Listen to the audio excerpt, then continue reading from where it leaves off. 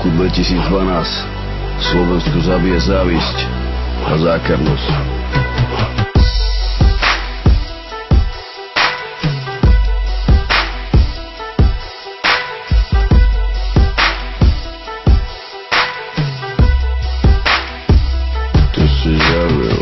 Nemusím sa predstavovať, každý ví, že som boss.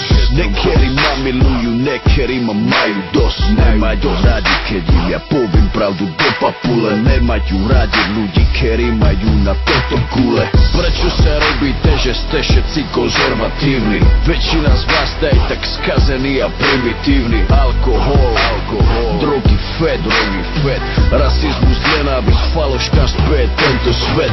Typická vlastnosť Slovákov je ohovárať druhých. Majú komplexy, menej cennosti z úspechu druhých. Chcete ma súdiť, zrkadlo vám asi netreba.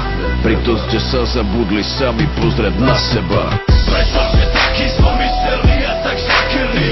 Prečo keď sa niekomu darí, tak ste neprajní? Súdite druhých, pritom vy ste ešte horší. Nechodí do mňa kamen, ten čo není vôbec riešný. Ja som zrkadlo, ja som odraz tejto doby. Som vaše svedomie, som božstvo vašej soby. Zradili ste Boha, zradili ste sami seba. Toto sú rany, do srdca, ktoré vám boli treba. Gače mi neprajú, lebo mám love. Chcú mi zničiť moje sny, chcú ma vidieť dole. Sú nervózni, keď sa má niekto lepšie ako oni. Čakáte na výplatu, cítite sa ukratení. Ovce, treba strihať. Šikovným patrí svet a ringle môžu iba snívať. Možno keď prestanete závidieť, tak sa to zmení. Vaše zrkadlo pravdy bude čisté. Pozor na mne, keď sa niekde objavím. Máte ma v papulách, chrapuní, ja to vím. Ťažko sa vám dýcha, keď vidíte, že som šťastný. Preto máte mindraky a budete nešťastní.